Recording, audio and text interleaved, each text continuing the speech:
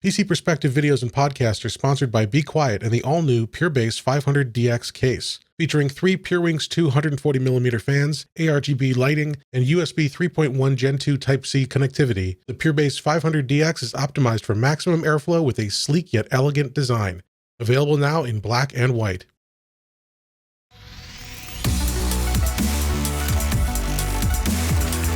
Hey everyone, welcome to the PC Perspective Podcast. This is episode 584, being recorded Thursday, April 30th, 2020. Oh wow, end of April already. Under the hat here, which as the chat has guessed is hiding a disastrous self-haircut, is Jim Tanis.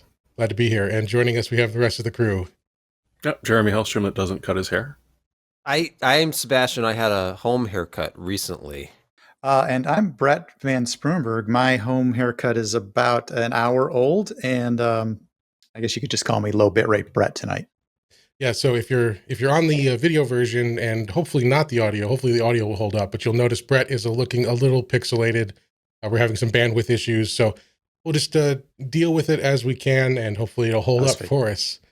I was faking that part. Oh, well, it still looks terrible. I mean, thanks. Your picture you look like shit, Brett. I'm sorry. Awesome. But that's great. You wouldn't be able to tell if I was here in real life. So. But thanks everyone for joining us. We record these shows live, either Wednesday or Thursday night most weeks. Josh, of course, couldn't be with us tonight. It's a Thursday, so it threw him off his game. So he's doing well. He'll be back next week. But we're here to give you a show. And I just wanted to start off, we talk about our Patreon campaign over at patreon.com/PCPer. And we really appreciate everyone's support there. And normally we mention the names of people who donate during the show live. And if you do that, you can get a shout out or send a message in. But we had a number of new contributors come in over the week. So I just wanted to mention those folks. So a very special thank you to our new Patreon contributors, Peter D., Chris Willis, Edward Reagan, Christopher Ray, and Jared Knowles. So thanks, guys. Really appreciate it. And if you do want to send a message, if you're one of those guys, or if you become a new contributor and you want to send a message to have me read something, just send the message through Patreon or send me a tweet or whatever. But all right, I just want to warn everyone, I'm not feeling great. I'm coughing, kind of winded. Hopefully don't have the Rona. We'll see, but I may have to pause or mute myself here as we go, but let's get into the show. It's time. Intel, we've been talking about Intel's newest desktop processors, the 10th gen Core stuff. The specs have leaked. There's been rumors about PCIe 4 and all this stuff. Well, it's official now. Intel has announced their latest lineup of desktop Core processors. Sebastian, take us through what Intel announced. Well, a large number of them. This is the 10th gen. It's basically, if you remember just a couple weeks ago, we were talking about Comet Lake H. This is the desktop version of Comet Lake. So this is not the new architecture that we were expecting for desktop a year or two ago for the 10th gen. They are making the most of what they have. They're still on 14 nanometers. It's still a Skylake derivative. But that wasn't really talked about a lot, obviously, and you're not going to see that on these slides. So this is an iteration on the 9th generation. So they've increased core counts. They've added hyperthreading throughout the entire lineup. So as we had heard rumored for a long time, everything from a Core i3 through a Core i9 is hyperthreaded now. Kind of the answer to Ryzen desktop, more cores, faster clock speeds. So everything from, well, we'll start at the top. The flagship part that gets the most attention from this announcement, of course, is the Core i9 10900K. Now, the clock speeds are sort of variable on this, as we saw with the flagship 10980HK part on mobile, and also using thermal velocity boost. So it's specific parameters. You have to be within certain thresholds as far as like available power, thermal headroom. And you can actually hit 5.3 gigahertz. It's either single core or 2 cores that can hit that. I'm not sure exactly. And then otherwise, it's turbo boost max 3.0 frequency is 5.2. So this is still faster than the 9900K. And all core boost with thermal velocity boost maxes out at 4.9 without overclocking. So we're close to the level of a 9900KS. depending on your situation, cooling, and so forth. But in a processor that's 10 cores, 20 threads instead of 8 cores, 16 threads. That's the big thing. The top of the stack now is 10 and 20, and then the Core i7. So basically, the drop-in replacement for the 9700K that I've been using for the last year in the GPU test bench is now the i7 10700K, and that almost looks like it's going to be a replacement for the 9900K at a much lower price. So it's 8 cores, 16 threads, and basically everything else looks about the same. The TDP looks higher. The TDP, they are actually listing as 125 watts for both of these parts, the i9 and the i7 I mentioned. So that goes up. I don't know if that's just because they're targeting higher clocks with this. I'll have to look into usually TDP with Intel is base clock, all cores, and they hit a power target. So it could be they're being more aggressive with base frequencies on these. And if you look, it actually goes pretty significantly far down the lineup. I put 4 slides in here of just new parts, and it literally goes all the way down to a $42 Celeron G5900T part that's dual core. Very exciting. But one of the things I noticed, or that you will notice if you look at these charts, is memory speeds go up from 2666 official support. Again, this is obviously XMP. You can run 3200 and up easily on these, but on any existing 9th generation part. But official support goes up to 2933, so that kind of matches what we saw. I think that matches the notebook speed now and high-end desktop. So just little things. They're doing what they can to eke out as much performance as they can from these. So clearly it's going to be interesting to see what the clock speeds are like. I don't know if anybody else looked at the slides or saw this announcement when they talked about thermals and overclocking capabilities. Did you see anybody the new thin die? We Yeah. certainly did. Yeah, they're grinding it down for you. So now instead of having to delid your processor and grind down the die, they've already done it, and they're using a thin die, and they're using it's soldered again to the IHS, but it's a thicker IHS. But the You don't overall want to have to redo all your heat sinks. Well, the overall girthiness still remains the same, though. Yeah. That's important to note. Right. Yes. So that your mounting pressure is equalized. Just want to make sure people understand that. In theory, wouldn't the thicker IHS make it? Wouldn't that offer better heat dissipation? In theory, Yeah, as long as it's good mass material. Yeah. Yeah. We've run into bad materials in the past. Yeah. I didn't see them actually announce the material. I thought I heard it was copper.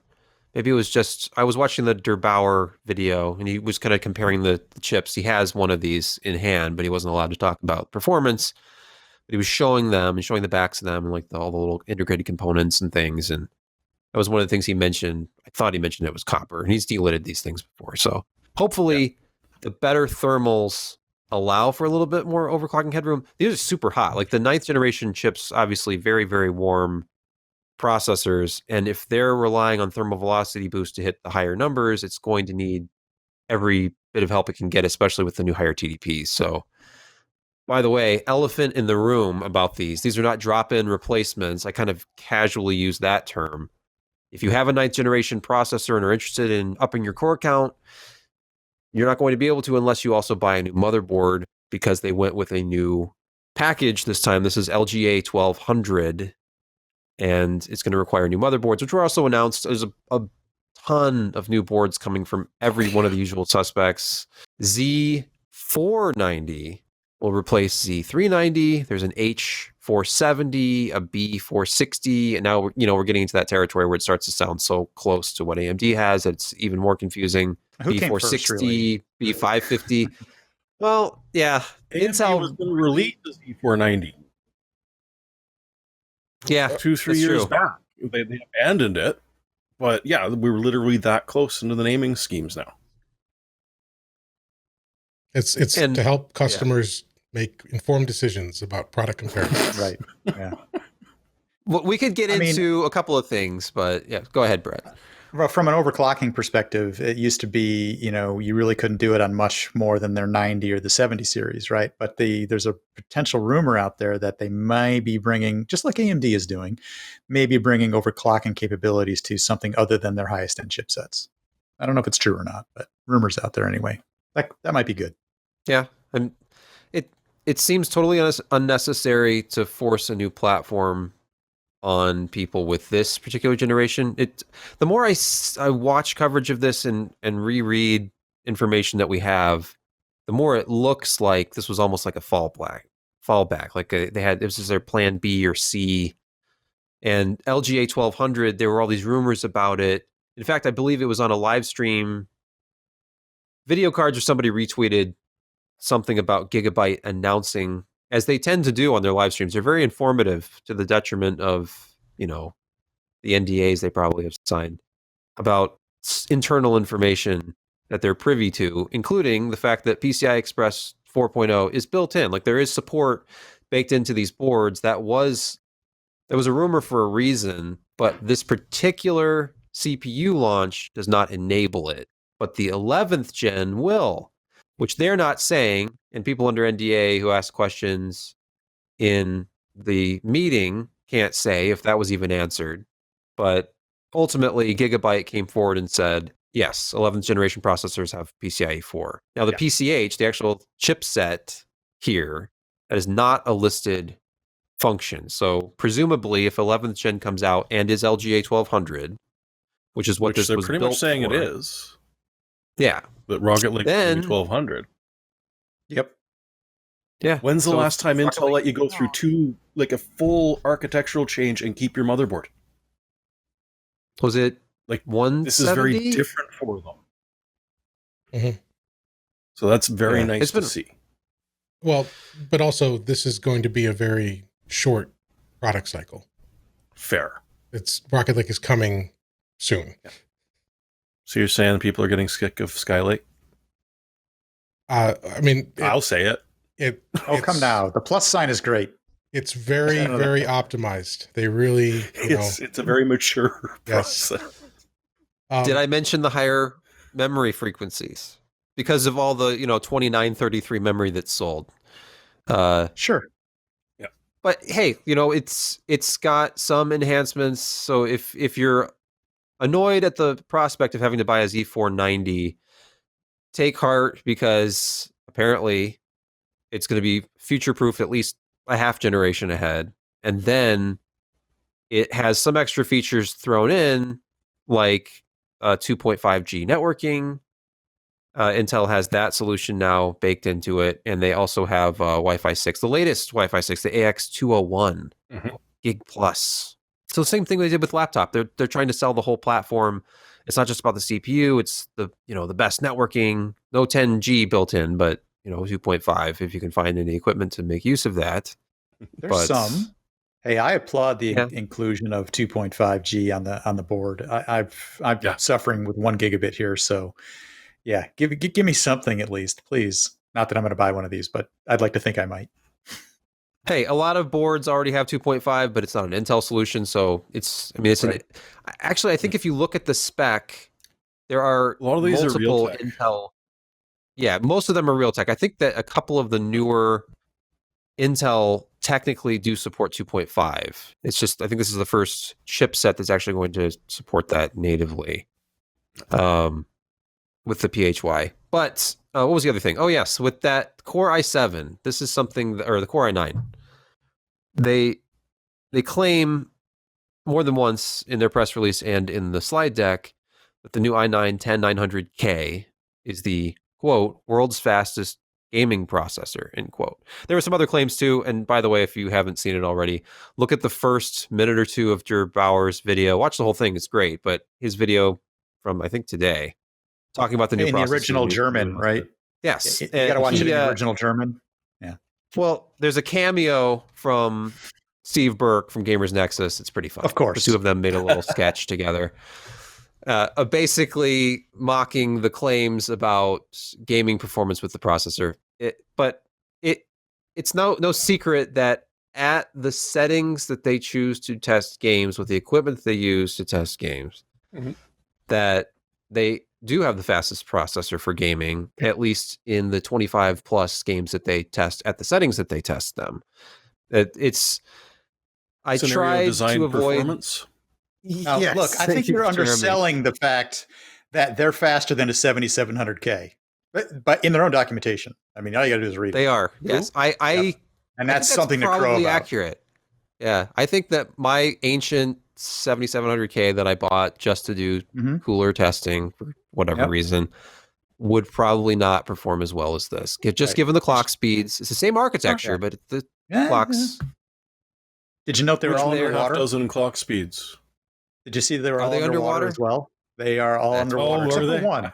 Except for one. I don't remember which one it was, but if you pull the last slide, it's they're all water cooled. Except That's for one. beautiful. I don't remember which one. But if you pair a processor as powerful as the 9900KS, the Ryzen 9 3950X, and this new 10900K, which were the three they compared against each other in their own internal benchmarks, with a RTX 2080 Ti Of course. at 1080p, it is the fastest gaming processor of those three. When you're Why talking not about 960p? Why not 960? I mean, why not? I think that seems better. Look, Brett, I That's- sense a little bit of sarcasm there, but they're No. testing at the world's most popular resolution for gaming. I'll have you know. 1366. Okay. And with the world's most popular graphics card, because as many as 0.76% of Steam survey users, hardware I'm gonna survey fact check users, you. use an RTX 2080 Ti. This was I'm gonna information fact that's check at this. least within the last week or so was 0.76% of all Steam users were rocking an RTX 2080 Ti. And well over 60-70% of people use 1080p monitors. So I think that the correlation is there. If just look at statistics, numbers don't lie. And if Sure. 0.76% are using a 2080 Ti and 70 to 80% are using 1080p, then there's got to be somebody who's using a 2080 Ti and a 1080p monitor. And if you're that person, you will have the fastest frame rates of anyone else in the world in certain games. And it was interesting And you because can run. Sorry. no, go ahead. I was going to say, and you can run audio cleaning up software at the exact same time and not even suffer. Oh yeah, real time audio clean. Yep. Yeah. And no drop Actually, frames. Speaking of that, let's pause for a second. Sebastian, I don't know if you guys can hear it. I think RTX voice is being naughty. I'm What do you hearing mean it's not working I'm right? hearing some distortions in your voice. The level changes, like intermittent peaks, and there's something's funky. Could you try? I wonder turning if it that's off? me. I can. I would have No. to switch audio source. We can pause. I can Yeah, switch audio we'll just sources. I think pause. We're gonna might take be a break. me clicking the mouse and then it not properly accounting for that. I don't know. It could be. Usually, I don't think usually so. your dulcet tones come through a lot more smoother than this. So I'm going to say Okay. that. Let me change sources. Changing sources, if I can. I don't And think I can do this while we without wait logging for out. that, let me again welcome back now a frequent visitor to our YouTube chat, adult Peter North. superstar Peter North. Yeah. So a big hand for people. No, Absolutely. maybe not a hand. He's maybe not a big been a hand. big Maybe fan for a while. Yeah. So if that Big. is you, sir, Big. kudos and welcome. You are an artist. Yes. Who are you welcoming in? Is this Jordan again? No, we No. were just saying hi to our good friend Peter North, who's back in the YouTube Oh, chat. lovely. Yes. So yeah, you sound better so far. So hopefully that'll. Okay. RTX voice experiment number 1. And I did not see vMix as an officially supported application. It's No. not. Yeah. I mean, it shouldn't well, there's- matter because it's intercepting the signal before it goes Exactly. off to the. Actually, on that note, though, I did notice it introduced a slight delay between your voice and video. That's that's not possible. That's obviously your equipment on your Okay. side. All right, let's get back on track here. So Okay. we're talking Oh, about all right. the new 10th gen processors. One of the things, and I'm sorry if you mentioned this, Sebastian, so I was coughing there for a bit. But one of the new features is per core hyperthreading. Did not mention that. No. Yeah, so you're Or the able new to overclocking features. Yes, and you can choose per core to enable or disable hyperthreading. And of course, that's important for overclocking because if you want to achieve the fastest frequencies, generally you want to disable hyperthreading. And this would let you choose so there's already math going on or magic going on that picks your fastest core. And now you can identify which are your fastest cores and disable hyperthreading on them and boost those up as high as you can get for the single threaded performance, and then leave it enabled for your other cores and have that multi-core performance there as well. So that's an interesting feature, a neat feature. I don't know if it would necessarily make it worth upgrading to this generation unless you're well behind in terms of hardware, but something interesting going forward in terms of optimizing It's performance. definitely unique. I don't know why you wouldn't just disable hyperthreading entirely if you were just trying to get the highest single core speed you could get. Mm. But I was Reasons. also curious about the PEG DMI overclocking. They're enabling you to overclock the PCI Express off of the CPU. It seems like a recipe for stability problems. Historically, you are accurate. Yeah, I'm thinking about AGP, like the old days of overclocking frontside bus, and where your AGP would suddenly go from 66 to 100, and a lot of chipsets didn't like that. There were even Exactly. some PCIs that would let you nudge the frequency because of what clock it was based off of, and it did not go well. Because in theory, you would get more bandwidth off your PCI graphics card, right? Yeah. But with PCI Express graphics, their position obviously is that PCI Express 3rd generation is just fine because your graphics card only needs 8 lanes of Gen 3. But maybe that's not enough. Maybe if you have a graphics card that can take full use of 16 lanes, the answer is give it 8, but then overclock the lanes and overclock the DMI. So who knows? It'll be fun to play around with. They have voltage and frequency curve controls. It's a new user interface. It's very pretty looking. Well, the voltage is worth play mentioning with that. Yeah. because they've totally redone the power delivery because, well, guess what? Now that even the i3s have hyperthreading, like you're looking at totally different power envelopes all the way across, and with this granular overclocking and voltage as well. So almost all the boards that I saw are at least 12 power phases, some of them more. And almost all of them have at least one active cooling fan, if not more. So it's going to be interesting to see what effect that has, not just on, like, obviously it's going to have an effect on the sound that your system is making if you leave them on, but, what is this effect is this going to have on tweaking the power up just a little bit to try and get that little bit more overclock? Is it actually going to let you do that? Or is it just going to be, significantly more stable all the way across the board? Because, some of these chips at 125 watts are just, super power hungry, but even the Core i3s that you're used to, or even the Core i5s, they are going to be sucking more juice overall than you're used to because of the fact that they're all multi-threaded. So one of the things I'm interested in is how well this has been implemented, and what do we see with the PWMs in that. Actually, speaking of i3s, it's funny to look down the product stack, and of course, we can't talk about this without talking about the Ryzen 3 3100 and 3300X that were announced recently. They're coming soon.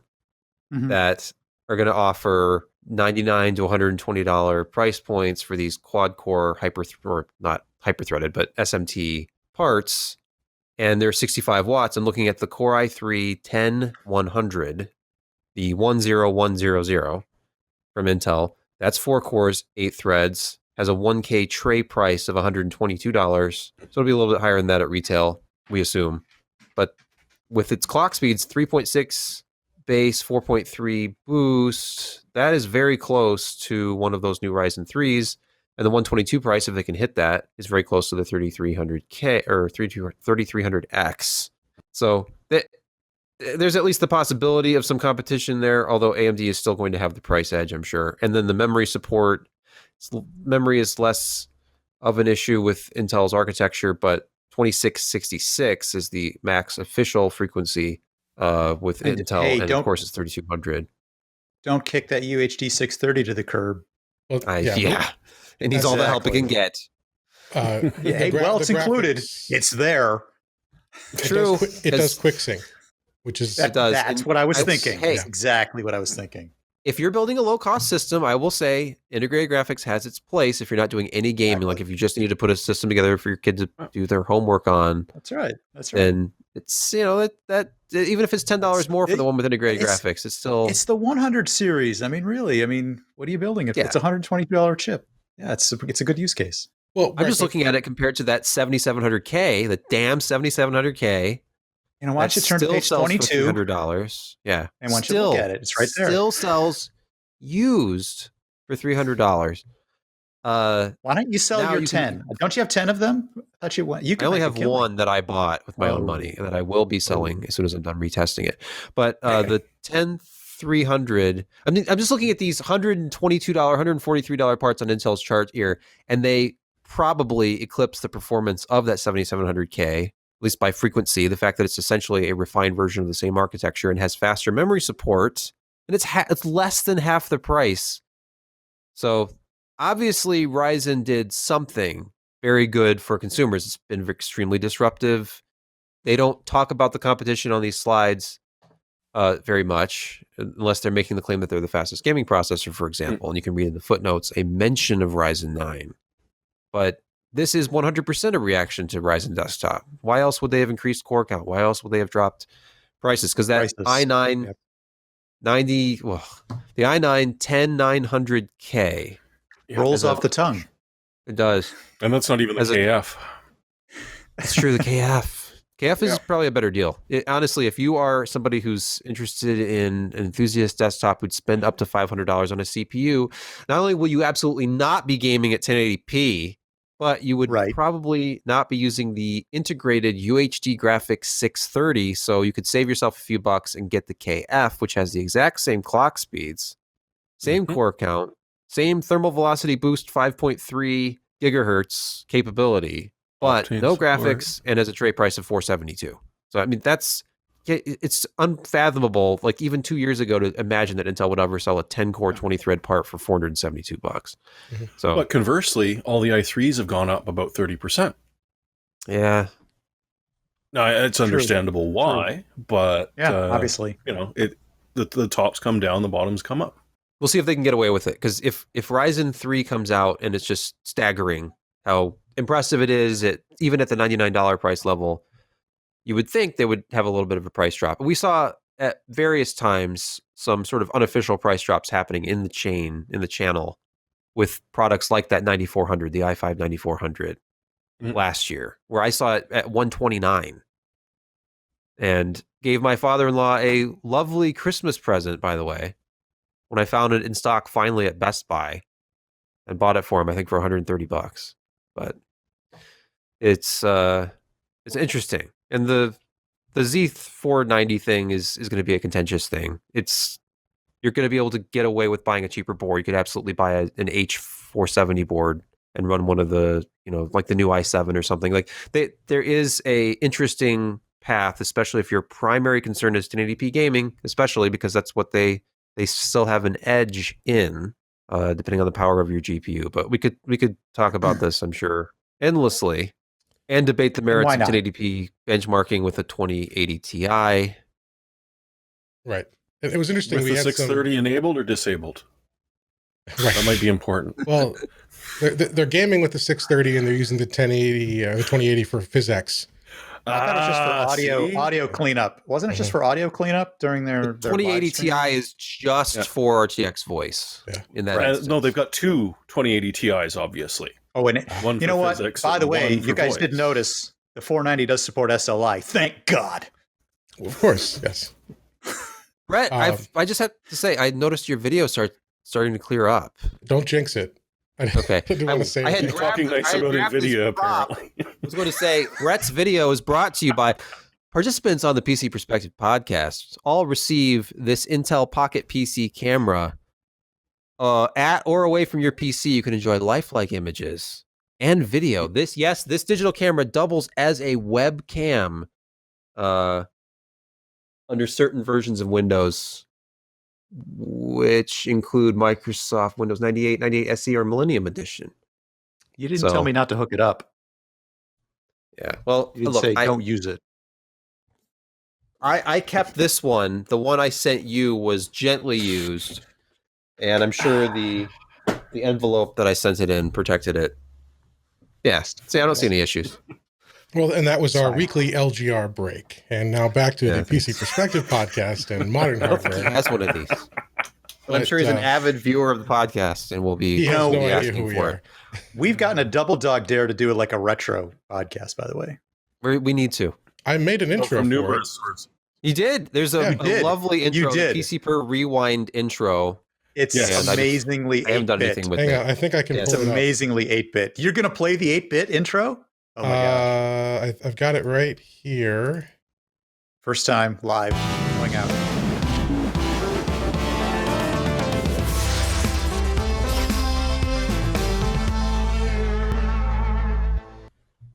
But we've never used it. We've never done anything to use that Yeah. for. You just We did. will. We will. Yeah. We will. Yeah. But yeah, real quick, just to wrap up, because we got some comments on it last week as we were talking about the whole gaming thing, fastest gaming processor, and specifically the legit reviews, sponsored testing that Intel had done. And some people in the comments, I think that we were misunderstood. We're not saying there's no need to test. We're not saying that the results don't indicate that that is the fastest.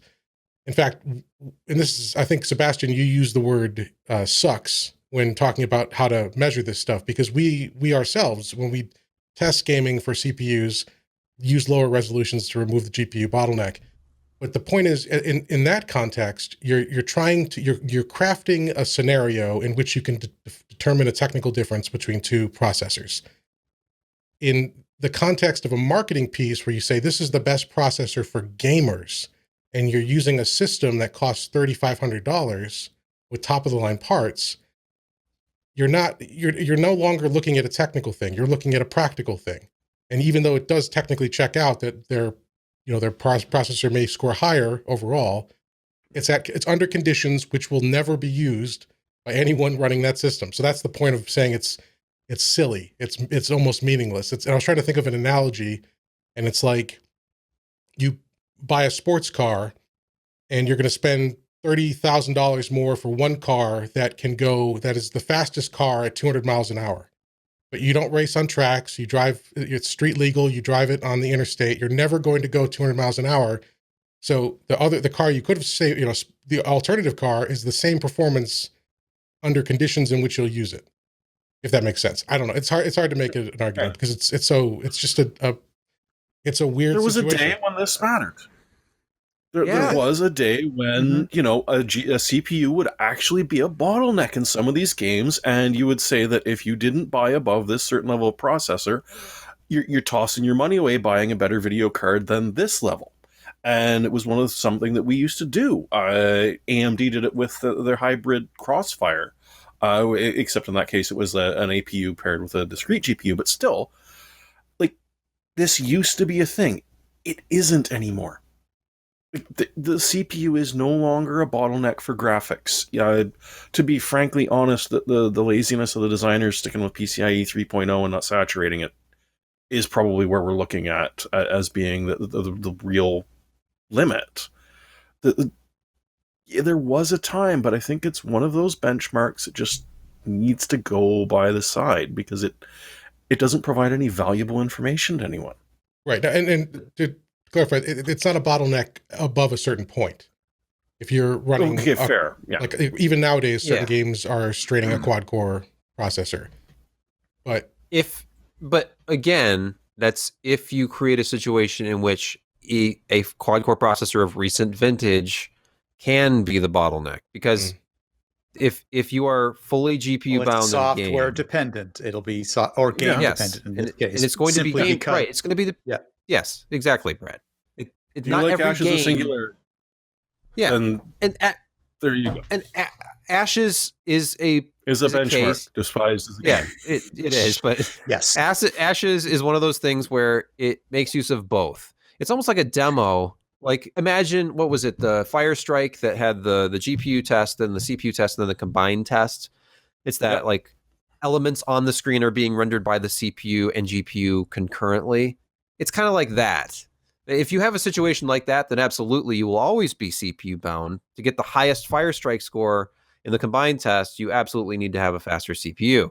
But if you're in a game that is significantly more GPU bound, and we're talking about higher resolutions, if you are pumping out 500 frames per second at 1080p, then yes, your CPU is going to hold you back, because God knows we all need to pump out as many hundreds of extra frames our monitors will never display as possible, so that all of these dropped frames that never make it into your eyeballs can be rendered in the background for no reason other than to say that, hey, we're 540 frames per second on this benchmark at 1080p, and they're only 490. And I don't know about you, but my 500 hertz refresh monitor looks buttery smooth with the 9900K and the 2080 Ti in Dota 2, or whatever game it was that was at 540 frames per second. Counter-Strike Go. So check out my overreactive sync. You will not believe the speed at which the frames you never see are rendered. Yeah. Now, and there may be these Twitch gamers that do those like older games at insane rates. Fine, if there may be a case there, but that is such a tiny market. The point is, this is Intel marketing, obviously, and you are just this is their lead. This is the lead that they have. Right. Okay. You are just fine buying an AMD processor for gaming. If you're not technically savvy, if you're not an enthusiast, because my position is this: if you're an enthusiast, and you're the kind of enthusiast who listens to a podcast like ours and goes and actually reads hardware reviews, this is not the average consumer. This is not even necessarily the top 5% of the population. You might be like a 2%er or 1%er if you're somebody who actually builds your own PC and studies the differences between components and is always looking to maximize what you can get for your gaming dollar when you're putting together your next system or working on an upgrade. And for enthusiasts, I can't imagine that an enthusiast would be running the full HD spec from HDTV from like 2000, whatever year that finally went into place, 2005, 2007. The UHD standard has accelerated production of 4K panels to the point that it's almost become a commodity. And it seems like it happened almost overnight. In the last couple of years, we've seen 4K monitors drop below $400. And I don't know what the cheapest one available currently is, but I routinely see them from the $329 to $399 range. And it's gotten to the point now where a 1440p monitor is just the entry point. It's just this. You're not going to find a high refresh rate monitor under 1440p very often. It's generally 2560 by 1440, then your various ultra wide aspect ratios and resolutions, and then you have 4K. And anything above that, there's some professional displays that are 5K that use that LG panel that's in the iMac 5K. And then, of course, there's the fringe case of some of the 8K stuff that exists. But for the most part, if you're an enthusiast and you've got a couple $100s to spend on a monitor, you're buying a 1440p monitor. I can't imagine what the numbers would be for this. And it's easy for a marketing department to point to, well, Steam survey results show that 1080p is by far the most popular gaming resolution. It absolutely is. And a GTX 1060 is by far the most popular graphics card. And it's the most popular graphics card because it's the $200 graphics card. So if you look at 2080 Ti owners, they account for less than 1% in the same surveys that Intel cites. Right. So the situation whereby you combine a 1080p monitor, which is a mainstream choice because it's the standard broadcast resolution choice, that's the commodity that you can buy for $99, with a $1,200 to $1,300 graphics card, you've created a totally unrealistic scenario that's compounded by the fact that you're also throwing a $500, actually to $750 CPU into the mix, because the Legit Reviews article was specifically looking at the performance of a system build using a Ryzen 9 3950X, $749 US, versus the 9900K. Not the KS, right? Just the K? It was the K, yeah. And the K sells for around $469, I think, lately. So around $480 versus $750. And so, of course, the total build cost was slightly lower with the Intel system. And they were showing higher frame rates across the board for the most part. It was kind of up and down. But only at 1080p, and only because they were using a 2080 Ti. So it's just, to me, it's it drives me crazy because yes, there's absolutely a problem with benchmarking CPUs against each other to show scaling, as in the difference between them. And it would be ideal if you could say, well, if you pair a mid-range GPU with a Core i5 or a Ryzen 5, you're going to get the best performance. But if you move up to like an RTX 2080, you're going to be held back by your CPU. So you're going to want to move up from that Ryzen 5 3600 up to the Ryzen 9 3900X, or else you're going to get lower frame rates because your CPU will be holding your GPU back. That's possibly the case, but only in a situation where either the game is very CPU bound, or like you're playing a strategy game, for example, or something that like Ashes of Singularity or Civilization 6 that traditionally gets better performance with more threads at higher frequencies. But more often than not, if you have the money to buy one of these higher end graphics cards and you're considering a $500 CPU, you already have the 1440p or the ultra wide monitor or the 4K monitor. And why would you want to game at a blurry, interpolated, low resolution? Unless then the next frontier would be you game at 1080p, but you upscale it using GPU scaling, and integer scaling looks really nice and it's great. But I still don't think that person is spending $1,300 on a TI, a 2080 Ti, to play upscaled 1080 unless they're using DLSS. So maybe this is all about DLSS, but you know what? If it was DLSS, if it was RTX on, you'd be GPU bound. You'd be 100% GPU bound at that point, because the 50 or 60 frames per second your system could possibly muster would be all on the GPU. Your CPU could push out a lot more than that. This is the thing. Like 1440p gaming, sorry for ranting, I'll stop in a minute, but 1440p gaming, it isn't that inherently CPU doesn't matter. It's that at this point in our history, 5700 XT and even a 2080 Ti is not pushing so many frames at 1440 Ultra that the CPU just can't keep up. I'm pretty sure, and I'll have to do the testing to back this up, but a 3600K or 3600X from AMD, because I don't have a vanilla 3600, versus a 9900K with everything else being the same, other than the platform board, using the same GPU, same driver version, same version of Windows. I'm pretty sure 1440 Ultra is going to be neck and neck between those two systems. I don't think the $200 processor is going to hold you back with that $1,200 or $1,300 GPU if you have a game that's very GPU bound at very high detail settings. So just max it out. The extreme setting on Metro Exodus at 1440 is punishing. That is a grueling test. Even at Ultra, which is a step below the extreme detail settings. Just go to Ultra preset, 1440p Metro Exodus, DirectX 12, run that on your system at home, and tell me that you're pushing so many frames per second, even if you own a 2080 Ti, that your CPU is the thing holding you back. It isn't. So I rest my case. The horse has been beaten to death.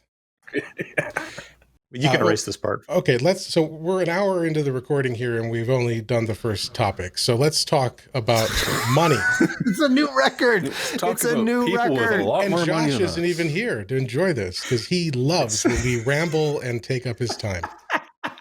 Can we skim through the earnings then? Yeah, we're just going to touch on this real quick. So in the last week, both Intel and AMD had their Q1 2020 earnings reports come in.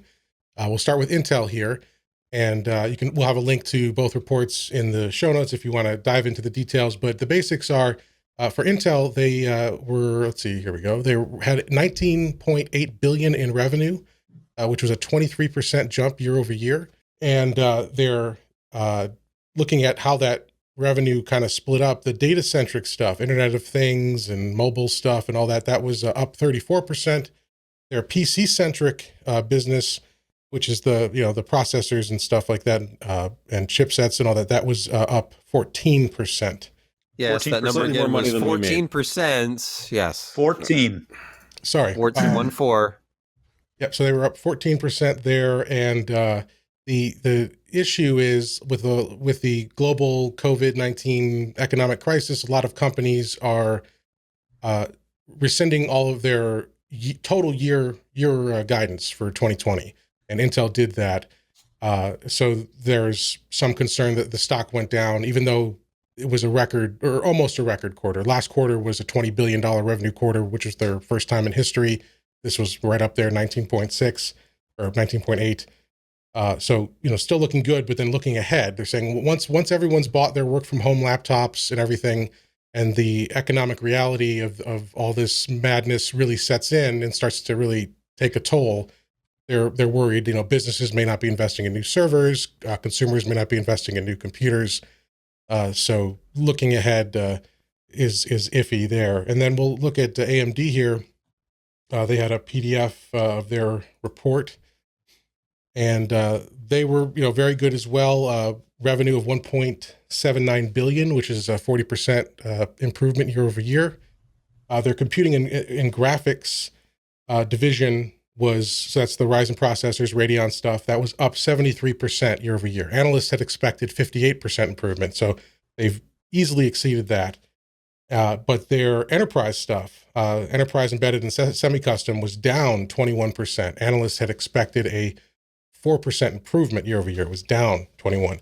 And they said, now, like most companies nowadays, public companies who seemingly irrationally don't provide their investors with enough detail, like they don't really break out how that all works. But people initially thought, well, that means Epic wasn't very good then, performance for Epic. But AMD said, well, it's mostly just due to consoles, because this is the same pool of revenue that includes the console chips. And with the new consoles, the Xbox Series X and PS5 coming out, people aren't buying the current gen now. So that's where AMD at least said that most of it came from. Now they well, there's that mysterious customer too.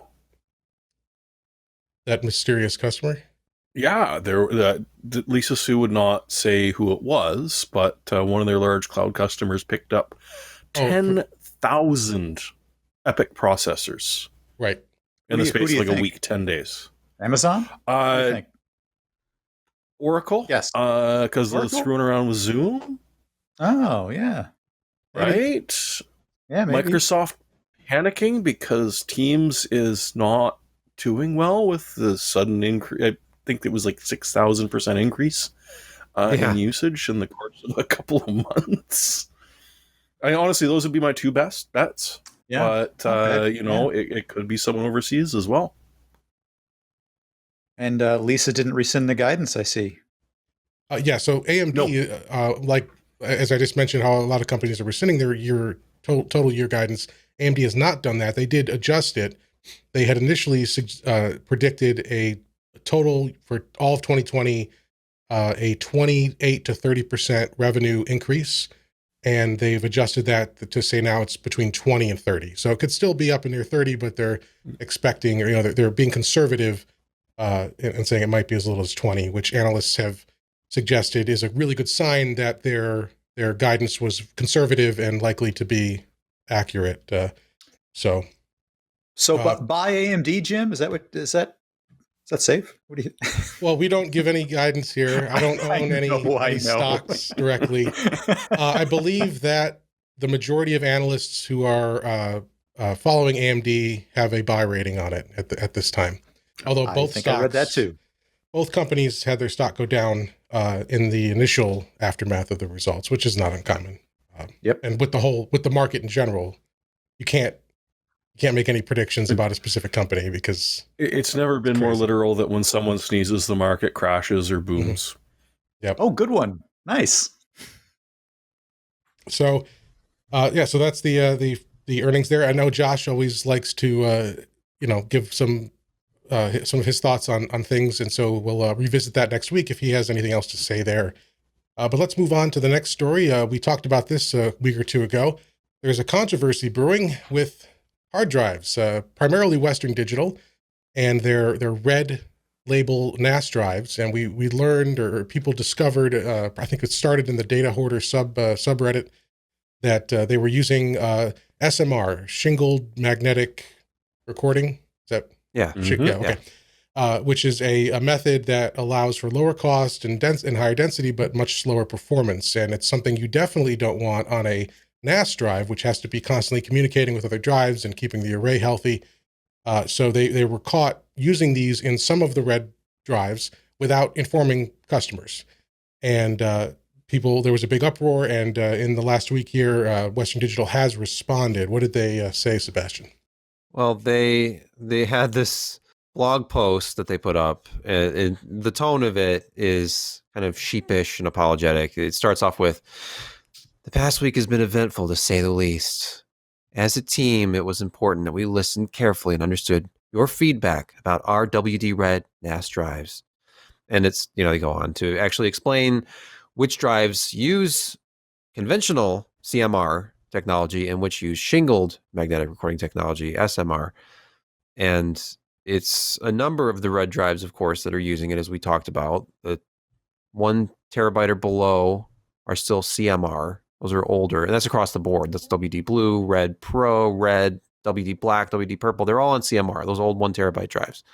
But when you move into the, ever popular 2, 4, and even 6 terabyte sizes, that's when you run into some issues, because a WD Red is shingled at that point. It's SMR, whereas the Red Pro is still CMR. The blue can be either one, because I'm guessing they're just harvesting reds or whatever they need. The black is still CMR, which makes sense because that's a high performance drive. And then purple, of all things, am I wrong? Is not purple their sort of security drive? That's what it's intended for. Yeah, it's like for. But they're all CMR. No, that makes no sense, because that would be a use case where SMR would be appropriate. Another thing that the fact that they put SMR, the Western Digital Blue, yeah, I like that one. They put SMR into the red. We've been telling people for years, anyone I can think of who's ever talked about a NAS or populating a NAS with drives, well, WD Red. I mean, it's like the gold standard. It's the one that everybody thinks of first. And of all things, for them to sort of sneak SMR into, when their purple drives don't even use it, unless this chart is incorrect. I did not recreate this chart. This is a screenshot from their blog post, if you're looking at the news post on our website, which, by the way, uses a lovely Alan Malventano image from a 2014 review of a Western Digital Red drive. But it's my position. I have a little editorial blurb at the end of this. My position is that WD Red should never have been the series to adopt SMR. If Western Digital was going to do this with anything, do it to the blue drives. Do it to blues and greens, if they even still make the greens, and give people who need to put this into a NAS the higher performance drive, even if that means you have to increase the cost. I don't think people would be complaining as much about a 5% increase in cost, or even 10%, as they are about the fact that they were given SMR drives without being told they were SMR drives. And it took users complaining in forums and asking support and getting the runaround, or literally being faced with customer support who didn't understand the difference, or why, like the scenarios that were being presented to them. They probably didn't have the technical knowledge to understand. It didn't have the information on their screens to say, oh, yes, certain of our drives are SMR, but it's within a certain performance threshold and a price threshold that make it acceptable for us to do this. That never would have worked. This is something where they had to get caught doing it to then sort of backpedal and be a little bit more transparent about it. But I haven't seen any sign that they're going to change course. But if you look at their competition, Seagate has been happy to come out and say, our NAS drives, the Iron Wolf, use only CMR. And then Toshiba, the N300 drives are all CMR. So if you're looking for a NAS drive right now in that 2 to 6 terabyte range, like a 4 terabyte drive, then you're going to want to look at an N300 or a Seagate Iron Wolf, unless you're okay with SMR, because it's not on their current product offering for Western Digital unless you buy a Red Pro. And you're going to spend a lot more money on a Red Pro, where the Red, generally, if you look on Amazon, the Red 4 terabyte drive is going to be about the same. You're within about $5 of an N300 from Toshiba. And the Seagate Iron Wolf might be a few dollars more, but they're all within. Like a 4 terabyte drive, I think, is right around the $110 mark right now. Of course, the WD Reds went on sale for like $89 after this news broke. So I just saw an ad from, I think it was Newegg, $249 around that for 10 terabyte WD Reds. Can that be right? seems that- crazy deal. high. That does seem high Yeah. because they were. But at least you guaranteed at CMR. Well, that's what I was Well, thinking. anything over 8 is CMR. These drives that I shucked from an Easy Store, these are 10 terabyte Western Digital drives. I paid $159 for this. Oh, But- that's really good. Yeah, they when you find the sale, like these typically go on sale for $159 maybe twice a year or something. I bought these last year. I bought 3 of them, and this is obviously not what they want you to do. But this is probably an HGST drive or it's a Western Digital Red, but it'll have slightly different firmware, I'm guessing. Yeah.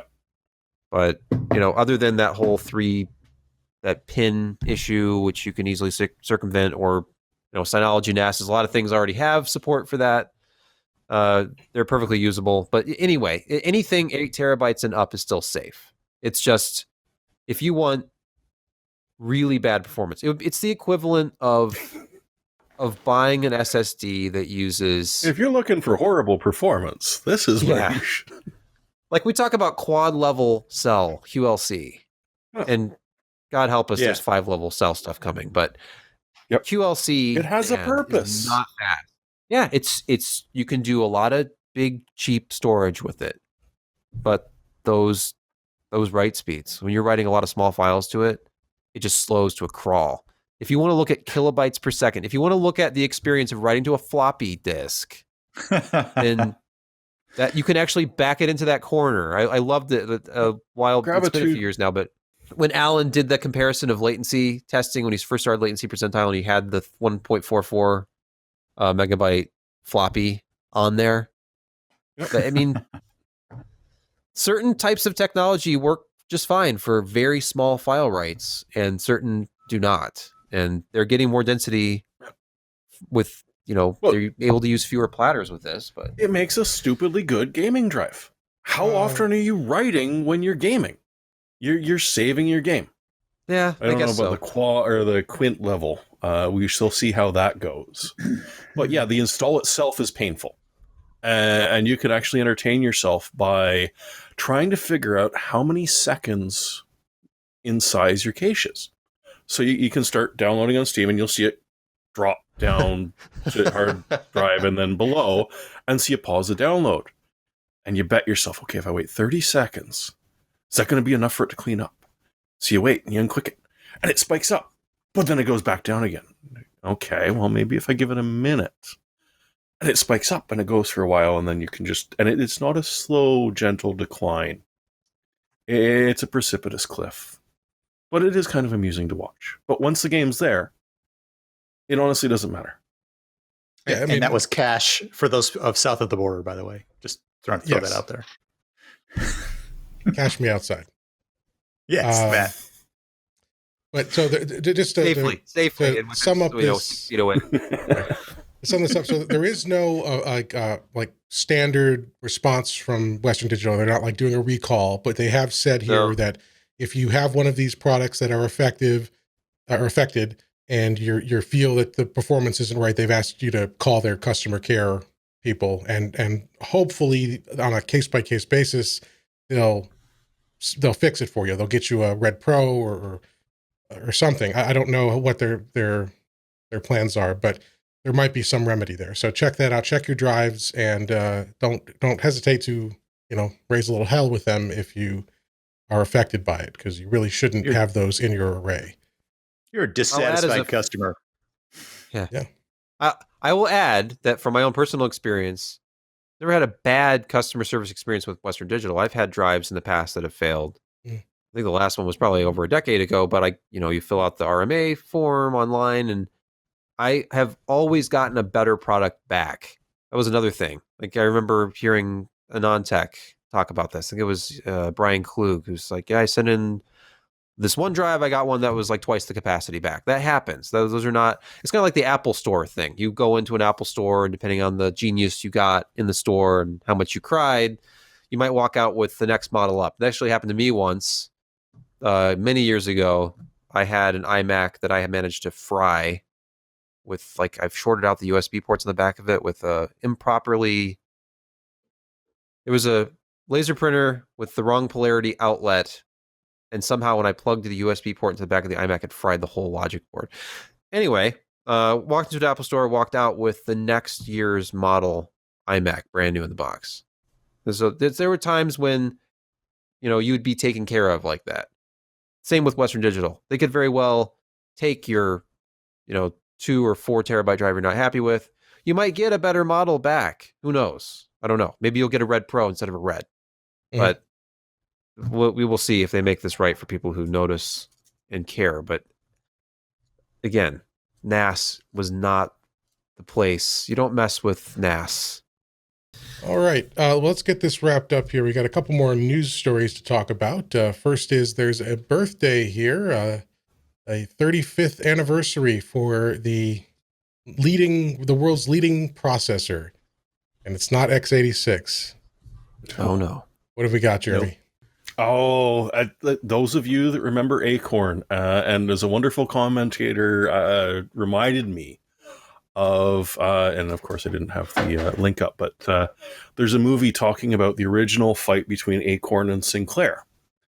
But Acorn was the company that the BBC originally went to design the processors that they were going to be using in the computers that ran the vast majority of what they were doing.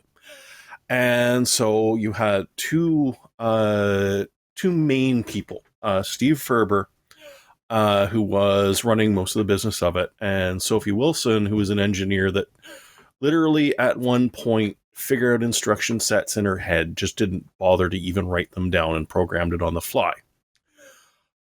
So they, back in 35 years ago, developed a processor that was called the Acorn RISC machine.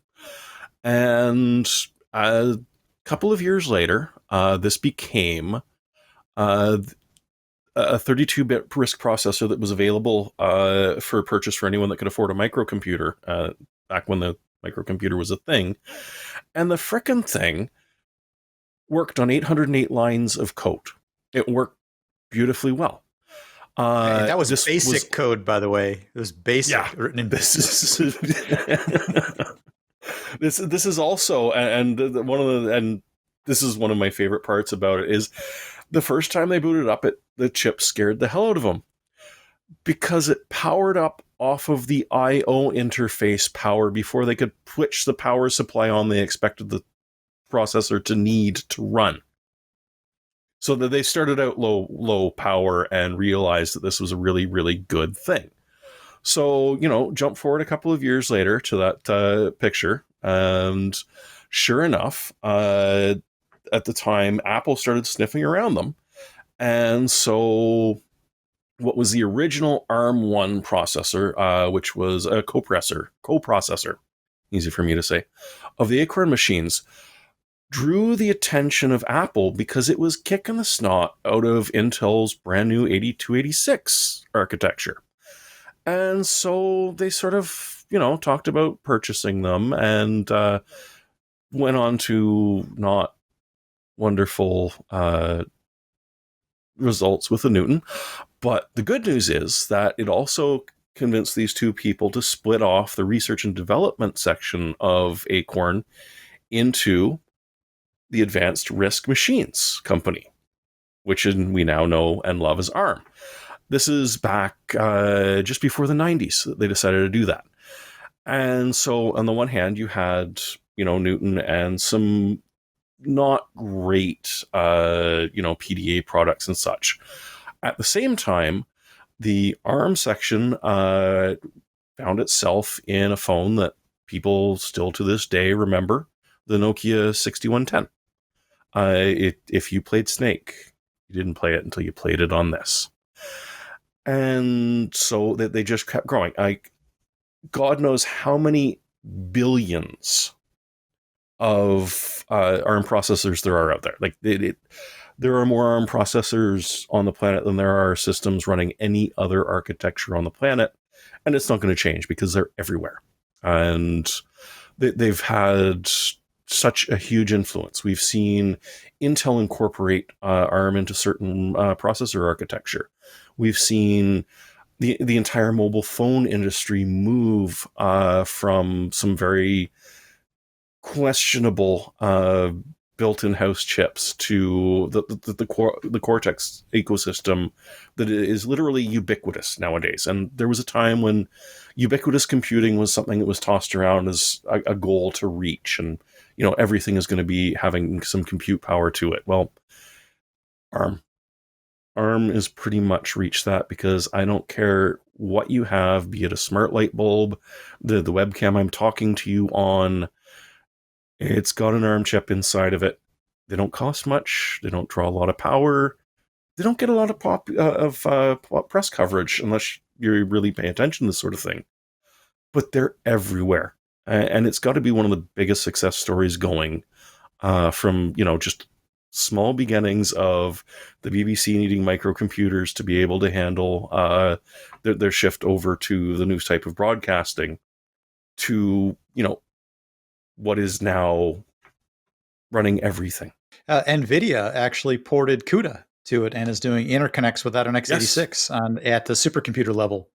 So that is extremely impressive if you think about it. And cutting Intel out of that is, well, good for NVIDIA, I guess. Good for them. Anyway. Mellanox? Yeah. Mm-hmm. Yeah, Mellanox that NVIDIA picked up. So now they don't care at all about x86 because they got their own fabric. It happily talks between GPUs, and like you say, it's ARM processors that can actually run CUDA with CUDA that are running those interconnects.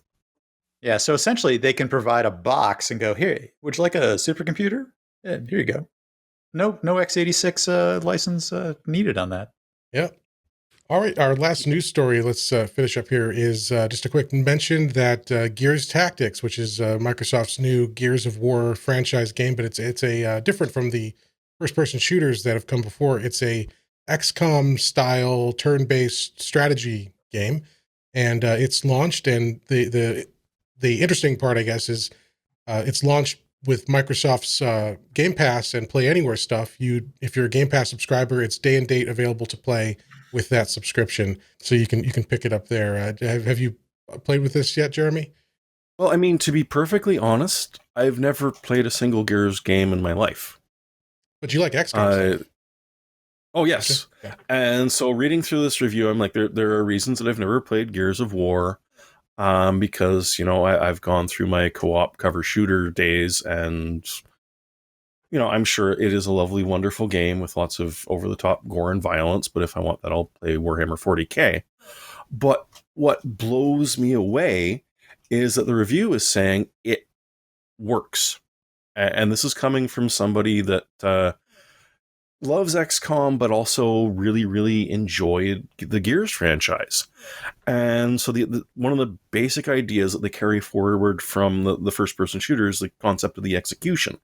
So if you knocked an enemy down, you use your chainsaw bayonet to take them out. In this game, you do so, and it gives every single other squad member on your team an extra action point. Hopefully, chain them together, and away you go. Because it keeps the whole swarms of enemies constantly coming at you. You are totally and completely outnumbered at all times. Just incredibly tough. There are boss fights, as you can see up on the screen there, with what apparently is a StarCraft tank that had sex with some sort of ogre. But regardless, so you still get those sort of the Gears sort of adrenaline surge, and the fact that you just got to keep pushing and keep pushing. So it's actually made me interested. It's released at 80 Canadian, which is a little off-putting, but understandable considering the impact of the franchise and who they're aiming at. But so if you like XCOM and you like Gears of War, from the sounds of it, you're actually really going to enjoy this thing. And if I see it on sale, I may well pick it up.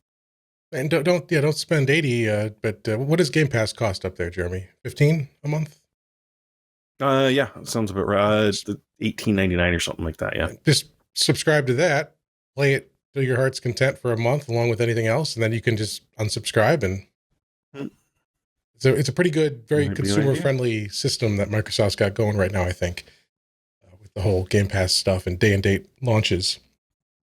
If you like XCOM and those sort of turn-based games, try Mutant Year Zero: Road to Eden. Actually, that's pretty cool. I've played that. Yeah, it's on my wish list. I haven't picked it up yet. It's actually based on an old RPG, and they did a fairly decent move, and they've come out with at least one DLC for it. And it's XCOM-like. It's got a little bit more story, a little bit more explore to it than XCOM. XCOM was more of a build and go out, and it's still got ladder development and things like that. But Mutant Year Zero has held my attention, and it's very different.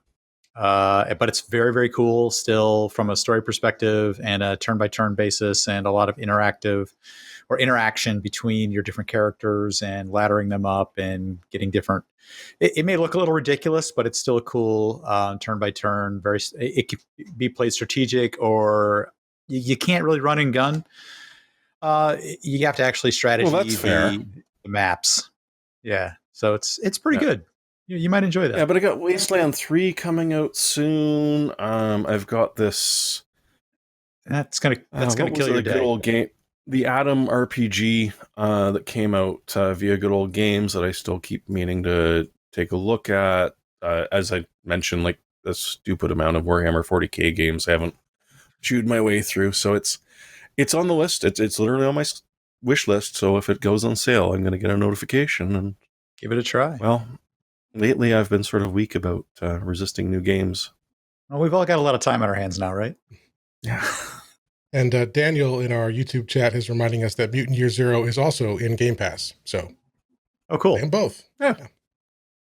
All right, we've got 2 reviews to cover this week. Now, the first one, if you noticed at the beginning of the show, we had a little pre-roll from our sponsor, Be Quiet, and the pre-roll was for this product that we're about to review, which is the PureBase 500DX case.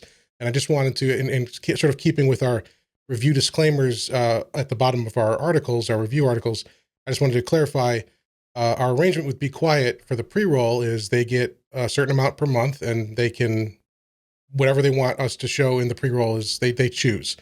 But this is separate from this review. This was not a sponsored review. Sebastian received the product on loan, as he does with most review arrangements, but Be Quiet didn't pay for this review. They didn't have any control. They didn't get to see the content or control anything. It's just a standard review. It just happens that they wanted to feature this product because it just launched in their pre-roll. So that's the disclaimer there. It was a paid pre-roll that happened to feature this product, but Sebastian had no involvement. There was no Be Quiet involvement with the review itself. No, and it was one of those things where we had the case in advance, which we almost always do, whether it's Fractal Design or Corsair or Be Quiet or FSP. Anytime we agree to do a case review, typically PR reaches out a month, sometimes 2 months out, says, hey, this case launch is coming up under NDA. Are you willing to accept it? Is there any way you can have the review done for release? That's what they always want. PR always wants it on release day. That's why you see a million reviews for the same product always go up at the same time on release day. So we always say, if we can make it, like, yeah, I think we can do that. Okay, pencil me in. We go on a list. If there's enough allocation of review samples, we'll get one in advance. It sits around here. I procrastinate. And then it's like, oh, crap, the launches in 3 days. I should probably do a build with that and write a review about it. And that's what always happens. So the fact that separate from this, Be Quiet also as a sponsor of the site really doesn't mean anything. Think about the old days. Think about PC hardware journalism in general and how, for many years, Ryan and Kyle at Hard OCP and anybody running a website that had little display ads on the side and the top, if you have like 18 different companies over the course of a couple of years buy display ads at various times for maybe a year, or for 6 months, or whatever the agreement is, and during that span of time, you review a product. Like if we had a HyperX display ad and we did a review for a HyperX keyboard, you could point to that. And if we have a Corsair sidebar ad and we review a Corsair mouse, then you can point to that. But at any given time, you can't recuse yourself entirely from reviewing products by a company that also buys a small display ad without causing havoc with the release schedule. Because like this Be Quiet case launched, I had a review done for launch day. It actually published with the embargo lift. And even though every review I've seen has been very positive about this case, there could be questions about how valid is it. We accepted money for advertising and we reviewed this case favorably. But enough of a disclaimer that's actually printed right in the review if you want to read the full disclosure terms and everything. But the case is very close to the pure. By the way, the name of the case, it's the Pure Base 500DX. Their bigger cases are the Dark Base. I reviewed a white Dark Base 700 last year, and it threw me a little bit because I've always thought of Be Quiet as being all black. It was all black everything, black power supplies, black cases, black coolers, and they came out with a white case. And I kept thinking to myself, okay, it's the white Dark Base 700. But then the Pure Base 500 came out this past September, and I wrote Dark Base, I think, every time and had to go back and change it. And this time, I not only wrote Dark Base 500, had Dark Base 500 as the review title. Dark Base 500 was mentioned in the review about 20 times. I had to do like a find replace. I may have missed one. And then all of my images were titled Dark Base 500 DX, whatever. I went back and actually replaced all the images so they'd have the correct Pure Base 500 GX and they'd be searchable that way. So enough of the backstory of this, the saga of this review. It's a very good case. They took the Pure Base 500, which was a low cost, $75-ish case with a solid side panel and about 80. It was between 70 and 80, I think, depending on which side panel you got. I think it's currently selling for about 85. And this is $99.90 US dollars list. So for a $100 case, they went with a mesh front panel. So of course it's trendy all of a sudden to prioritize airflow, even though it seems like kind of an obvious thing. The trend really for nearly the last decade has been to move away from open front panel designs, go to solid front panel designs, get rid of all of the 5.25-inch external drive bays, create these open internal layouts with solid front panels that are often made out of glass or something that's ornate, and you prioritize the aesthetics of the front of the case over the functionality of airflow. And the wonderful trend of the last year or two is to bring back airflow, where we used to have cases like the high airflow series from Corsair, like the Airflow, the 540, I think, cases like that. And now we have more and more companies, like Fractal did the Meshify C a year or two ago, and now we have cases like this. And this is the first time I've actually seen a Be Quiet case with a mesh front panel. We've seen solid front panels in every previous model. And if you have enough airflow and you have quiet enough fans in your system, it still shouldn't be louder. The whole concept is, compare this even to the Pure Base 500 with a solid front panel. The fans theoretically would spin at a slower rate of speed, providing the same thermal performance as the one with the solid front panel with faster fans. But anyway, the build of this is going to be identical to the Pure Base 500. The difference is that split mesh front panel design. It's a metal grill, kind of like a high-end speaker grill, sort of, for like a vehicle. But it also integrates ARGB lighting. So if you like ARGB, it's fairly subtle. I mean, this is a little bit more front and center than the Dark Base 700 was, which just had like an edge strip.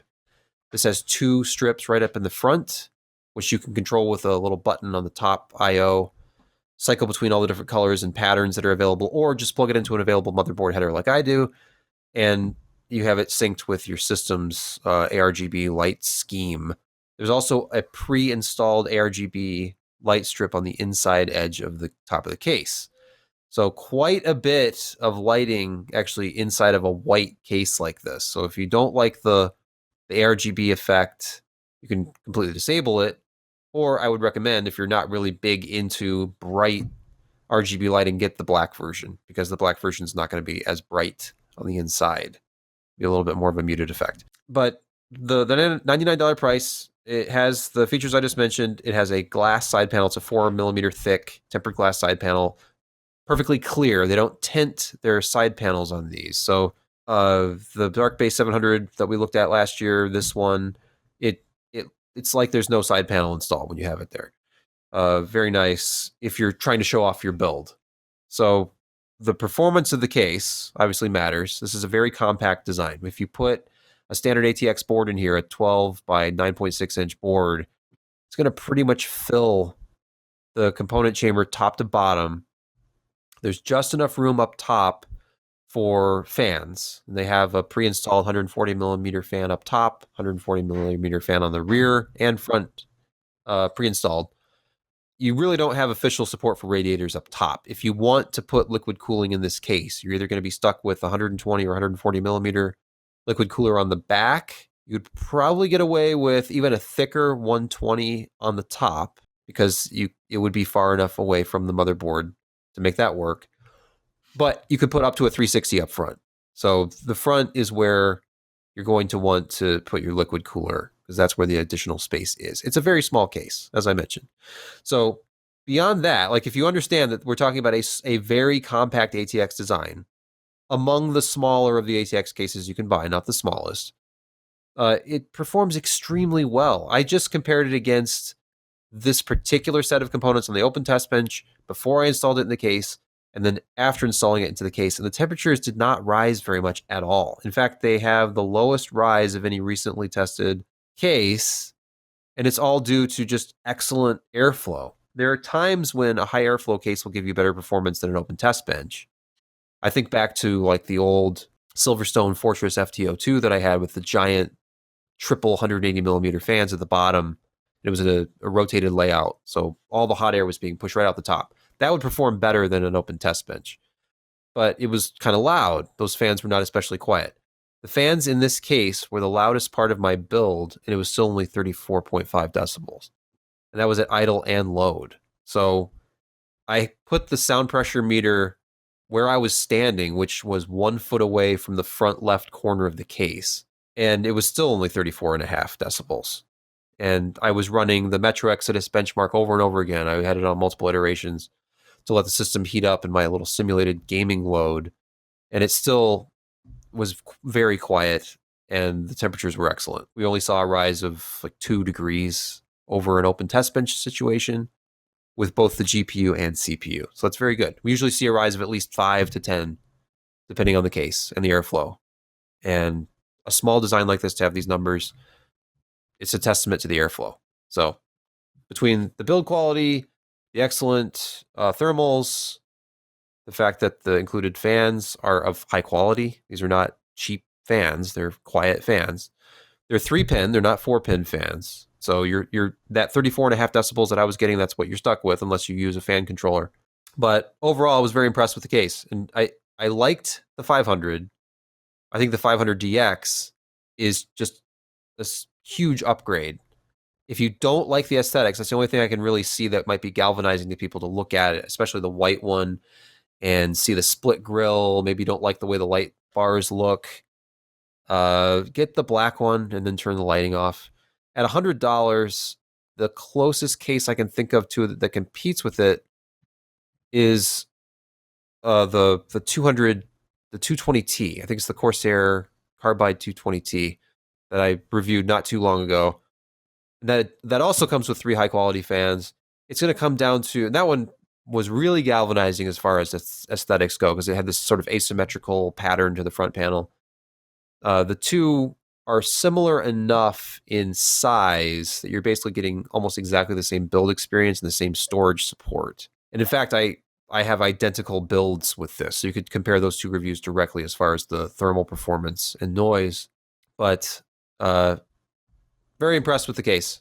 And I did give it the Editor's Choice Award, which take that for what you will. I just thought I liked the other one. This one's a lot better. We don't do a number rating system. I will say, I think it was Kit Guru, a couple sites out there that do numbered systems. I think they give it an 8.5 out of 10. I would absolutely put it somewhere between an 8 and a 9 out of 10. It's not perfect. No case is. It's really good. And when anything is not only a good performer, but also a good value, like I think the cost of the case, if you think about like typical case cost, the fact that they took what was an affordable case They upgraded it with integrated ARGB, and they only raised the price about $20. I find that to be a good value, just like I found the Corsair 220T to be a really good value because of the fans that includes. So anyway, check out the review if you want to see all the detailed close-up pictures of the interior and what the finished build looked like and everything. Cable management, I will add as a footnote, was also very good in this case. So no complaints here.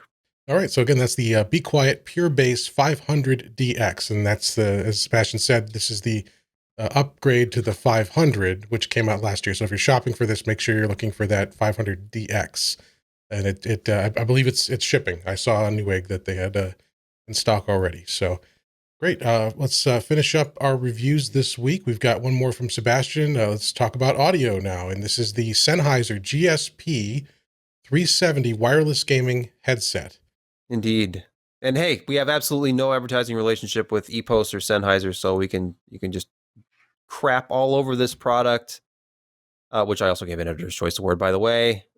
Excellent gaming headset. I will say right off the bat, it looks kind of big, and of course I left it upstairs. I think no, it's right here. It's kind of on the large-ish side. Not too bad, but it's very light. It's just over 10 ounces. It's like 284 grams or something, and very comfortable. Has this split headband design, which actually felt very nice. There's a solid padding level in the top, and the split design kind of increases the surface area, so it doesn't feel heavy against your head at all. Plus, it's light anyway.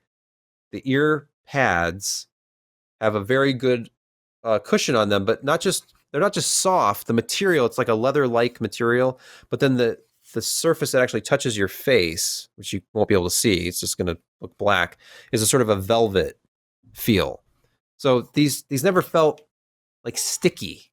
There's no shiny surface to get sticky from your own sweat over a long period of time. I wore these for hours at a time, and they never felt uncomfortable. I've worn gaming headsets that were absolutely great for the first hour or two, and then they start to there's sort of an uncomfortable pressure against your ears, especially if you have larger ears and the ear cups don't go all the way around them. So then maybe part of your ear is being pressed against the side of your head. I didn't have any of those issues. The ear cups themselves are of a significant enough size. They should go around most people's ears. And the effect is to seal out a lot of outside noise. These have very good noise suppression. They're not active noise canceling headphones. So when you put them on, you'll still hear stuff. It's just significantly muted. The microphone, I'll briefly mention, because this is a gaming headset. The boom comes down, and at about the 45-degree mark, there's a little click, which you can barely hear. And then at that point, the mute has been disengaged, and the mic is on. You raise it, automatically mutes the mic. Microphone sounds very good for a gaming headset microphone. Not the best I've ever heard, but it does a very good job. I think it's probably the best I've ever tested as far as noise rejection. So just like they're very good at noise isolation, the design of the microphone rejects outside noise very well. It's extremely directional towards your mouth. And I tested it myself in a room with my son, who was very loudly playing with some toys. And you could barely hear him in the background. So it's a very good chat headset. It would be a very good headset for doing like Microsoft Teams calls or WebEx presentations or something. The software, by the way, that powers these, there's an option to enable an active noise cancellation, a software noise cancellation with the microphone. So I'm guessing it's something similar to what's built into Discord. That is grayed out, so they're not currently supporting it. It's something they could bring in a firmware update. But I did almost all my testing with them just in their default state. It's a 2.4 gigahertz wireless headset, so you need a USB dongle. And I prefer this because a dongle means higher sound quality. It means you're not compressing the audio with the SBC standard. Like it's not doing psychoacoustic stuff to your sound. It's just broadcasting basically a lossless wireless signal that has almost no latency. So I tried it with everything I could get my hands on. I had it on the PC. I tried it on a Mac. I booted up a Linux distro. I did Ubuntu 18.04 LTS. Tried it in a VM of Ubuntu 20.04. That worked just fine. Anywhere I took this headset, I had zero issues, including with the USB Lightning adapter on an iPhone, and then it just became my default iPhone headset. Of course, I was walking around with this thing dangling off the end of the phone because you have to use a dongle to get to USB and then plug this in. This is not a Bluetooth headset. It has no Bluetooth capabilities. The highest end model from Sennheiser, the GSP 670, adds Bluetooth. So if you need Bluetooth, get that one or one of the myriad other Bluetooth options that are out there. This is strictly for USB, low latency, 2.4 gigahertz, and it worked very well. Sound is very balanced. No prominent. I could get into like the nuances of the sound. It's very clear, very balanced, very high end kind of sound. And I kept thinking I was wearing wired headphones, especially with the iPhone, because I keep lossless music on my phone locally instead of streaming, because I'm that weird person who still does that. So I have CD rips on my phone, whatever phone that might be. And to be able to go without any kind of Bluetooth compression wirelessly to a headset, it was great. It was phenomenal sound. So very similar to one of their own higher end wired headphones. It had kind of that similar sound to maybe a Grado, not quite as bright sounding as Grado. They're very balanced, as I mentioned, and very good lower bass response too. They're not going to blow you away. I had my wife test these. She's very picky about headphones and she's a big bass head. And when she saw that in the software you could enable your own EQ settings, and the music equalization setting defaults to the classic Smile EQ. And shocking. She loved it. I set it to the music preset. She's like, "Oh, that's great. That's much better. Much better." I'm like, "No, it's worse." And that's all she wanted to listen to. R&B music with the Smile EQ. Boom. I know. Mids are for losers. In the YouTube microphone. chat, wondering, do you know what the pattern on the mic is? Unidirectional. Okay. So I know some of the boom mics I think are Omni, which is a recipe for disaster. It's weird. But yeah, It's this cheap. is a unidirectional mic. I guess, yeah. Once you have it close to your face, it is pretty much only picking up your mouth. And I was very impressed by that. It still sounds like you're talking on a phone. It's still that kind of like limited frequency range that's like that classic telephone kind of sound where it's very mid-rangey, but it's clear enough and very good background noise suppression. But I mean, they're expensive. This is not some budget gaming headsets. You'd expect quality. These are $200. So I've definitely tried out more expensive headsets. I think these sound better and would probably measure better than the Audeze HyperX headphones we talked about last year. And those are $300. And that's a significant savings over what Audeze charges, or Odyssey, however you pronounce the name, for their planar magnetic gaming headsets, which I think are $400 to $500.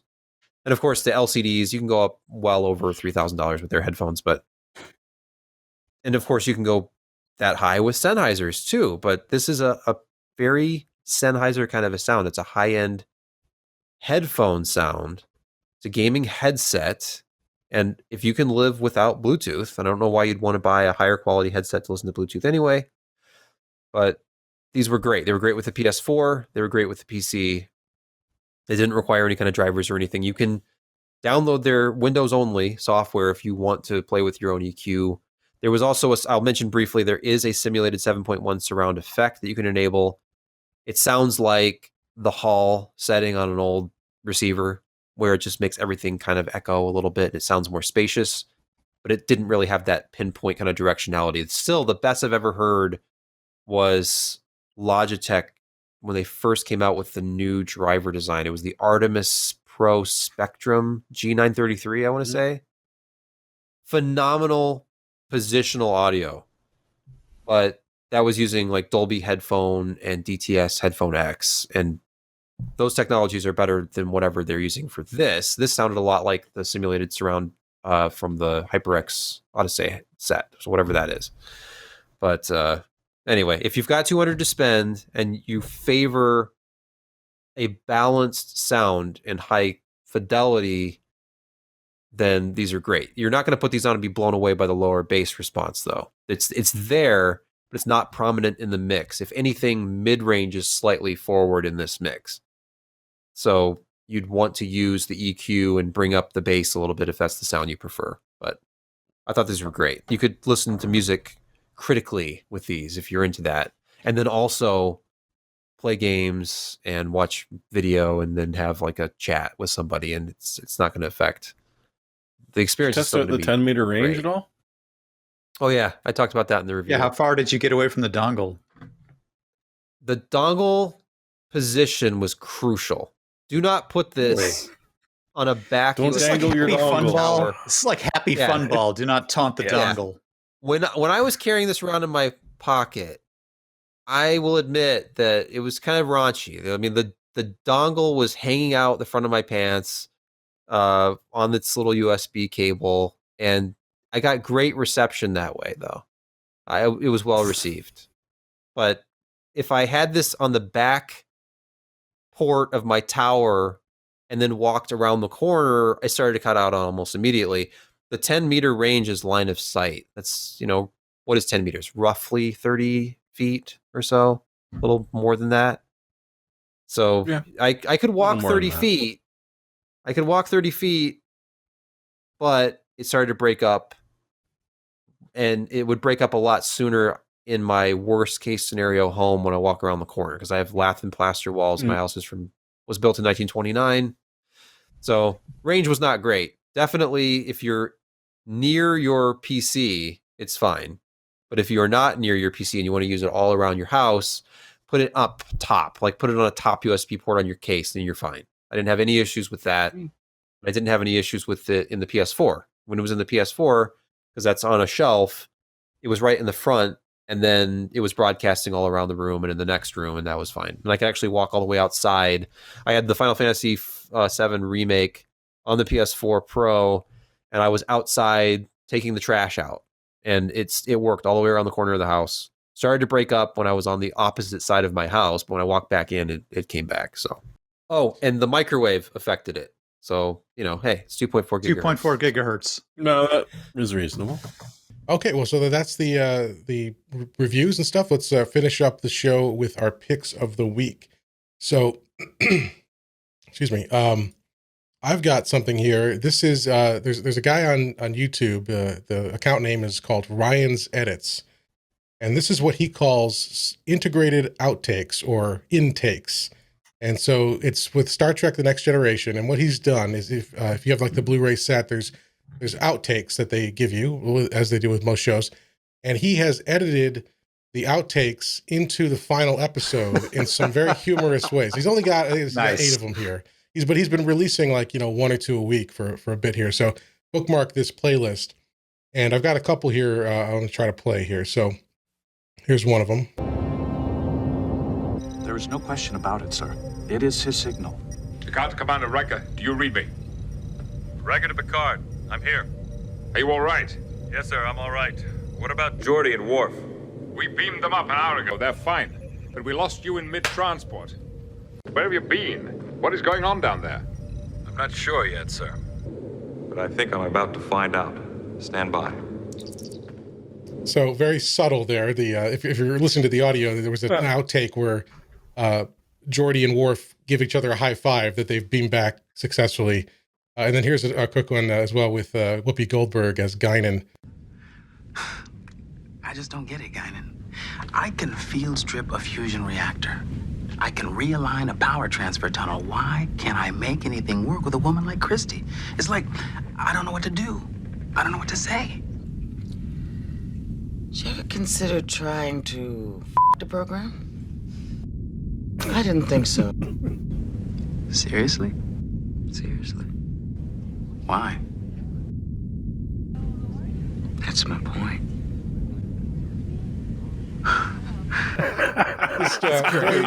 They're subtle. So like he'll find one outtake that could fit and then just edit it in very, very neatly. So those are fun. So check those out. That's great. Yep.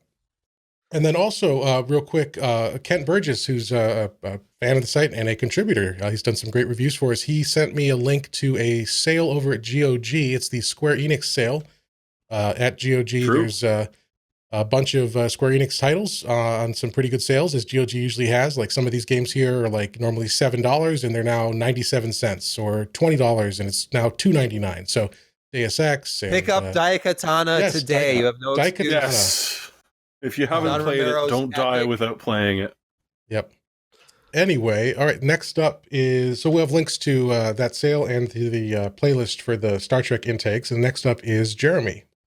So, you know, being locked inside, you've probably taken up cleaning.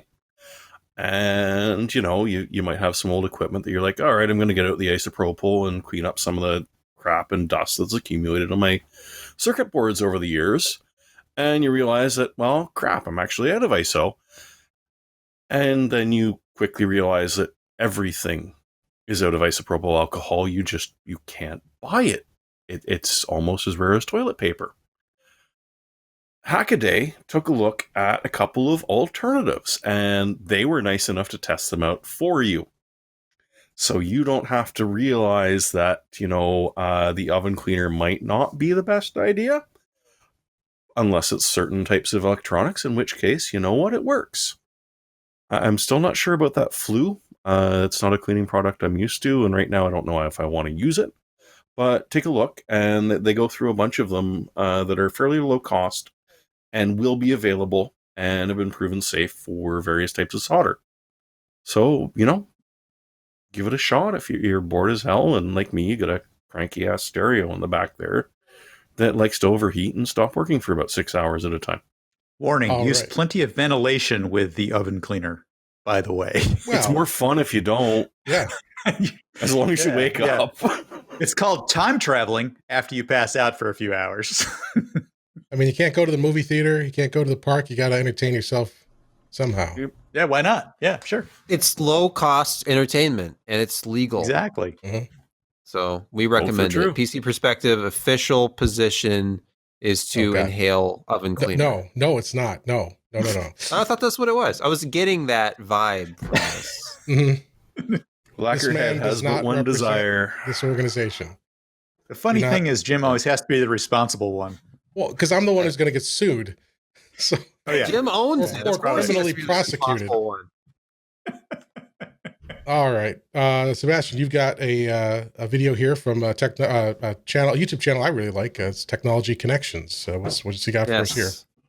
Well, I think in the last 24 hours, this was his latest upload. It's I think the definitive answer to the question, what the hell is the difference between DVD plus R and DVD R? And this is of particular interest to me because I worked in retail selling people blank media for years. And this question came up so many times. And he does a brilliant job of explaining it in a very accessible way, even though it's a highly technical subject.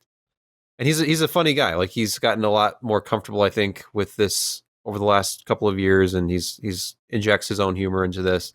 It's not as dull as you might think it would be from a subject matter. It's an extremely well produced video, and it's just like his video about like PlayStation copy protection or any of the previous videos that he's done on different technologies and how they worked. But to actually learn why there was a difference between plus R and R, which was very often called DVD minus R erroneously. It always drove me nuts. I would tell people, no, it's just DVD recordable. And then there's also this other format called DVD plus R. And it was basically the recording technology itself differed slightly. And just watch the video if you're at all interested in what the difference is. But it brought back a lot of painful memories trying to explain why somebody who bought a DVD burner before 2002 couldn't use DVD plus R blank media, even though that was the kind that went on sale that way for $11.99 for a 50-pack. He had to get the Dash R, which was more expensive that week, and he didn't understand it, wasn't happy. And then, of course, I got it back in returns when he took it home anyway, and it didn't work.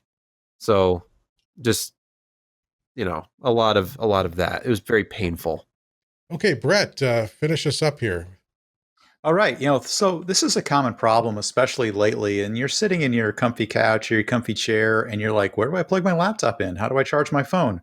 You got to pull that extension cord around. You got to plug in your wall wart in order to get a USB, out of it. But there is a solution. So I saw this come across Woot the other day, and they sold out. This is maybe a mite expensive for what it is, but it's actually fairly cool. It's pretty simple. It is a dual, I think it's 2.1 or 3.1 amp dual USB on one end and a standard 3-prong outlet on the other end. And it's designed to fit in your couch or your most comfortable chair and kind of tuck into the side where you're not going to sit on it. So, yeah, it might be a little expensive for what it is, but you'll probably be thankful that it's there. Because who hasn't been annoyed by this, yeah, exactly. I've got this exact situation out in my living room right now with like USB bricks sitting by the side of the couch and wires, flipping all over the place, and laptops get out there on a tray or a stand or whatever. People charging their phones. That would be better. So there you go. There's my pick. Pretty simple. Nice. That's the Link to Home sofa socket. Well, anyway, that's our show for this week. Everyone, thanks so much for joining us. We will be back next week with Josh as well. He couldn't make it tonight, but don't worry. He's every time there's somebody missing, like one of the first comments is, "Oh no, who quit? Who got fired? Whatever." No, just scheduling. We're all remote and sometimes difficult to get together at the same time. But we're glad you could join us here. We're glad you could be with us. Please check out, if you're listening on demand, please check out the show notes over at pcpro.com/podcast, and we'll have all the links that we mentioned and the picks of the week. And yeah, just I hope everyone continues to stay safe and stay well, stay healthy, and we'll see you next time.